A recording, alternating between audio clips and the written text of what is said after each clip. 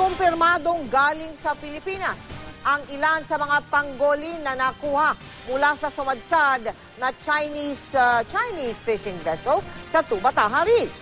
Ang mga pangolin po sa Pilipinas ay bawal hulihin dahil nanganganib ng maubos ang lahi nito. Nakatutok si Isay Reyes.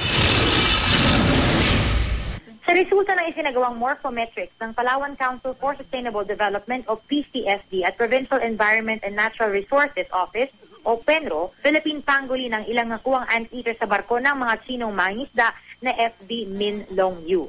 Sakto raw kasi ang mga katangian nito sa Philippine pangolin o Manis cuyonensis, kung saan magkasing haba ang ulo at katawan sa buntot. Maayos ang pattern ng mga kaliskis mula ulo hanggang buntot. Meron mukhang galing sa Palawan at meron ding mukhang hindi galing sa Palawan. So there might be two species of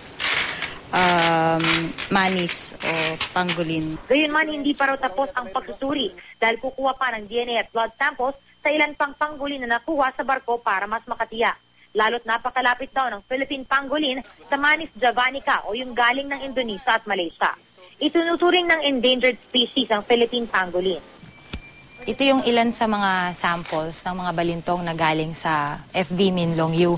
So ngayon, tinetest ng ating mga wildlife officers yung physical measurement ng mga hayop na ito. Makakatulong daw ito para ma-determine kung galing ba ng Pilipinas itong mga balintong na ito o nanggaling sa ibang bansa. Yung species natin, may pattern yung scale niya. Kumbaga, meron siyang line na sinusundan mula sa tail, sa head hanggang sa tail, which is yung isang species naman na tinitingnan natin na almost the same, is yung pattern ng scales niya, walang gaanong sinusundan siyang definite na form.